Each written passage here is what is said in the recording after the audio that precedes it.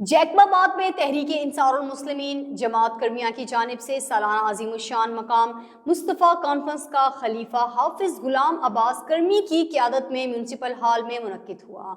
सालाना मकाम मुस्तफ़ा कॉन्फ्रेंस में सरकार की आमद मरहबा लब्बैक या रसूलल्लाह पुरजोश नारे लगाए गए। इस मौका पर मुकर्रर खास सज्जादा नशीन दरबार फजल आबाद मातली हजरत किबला दिलबर साई ने खिताब करते हुए कहा कि सरवरे कौनैन दोनों जहां के आका तमाम जहानों के लिए रहमतुल लिल आलमीन बनकर आए हैं।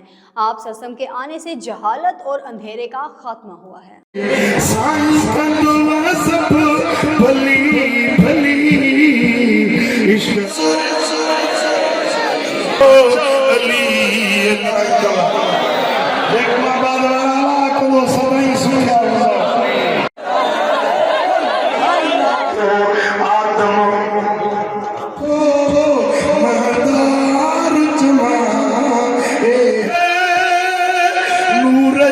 क्या चिट्टा दे सारे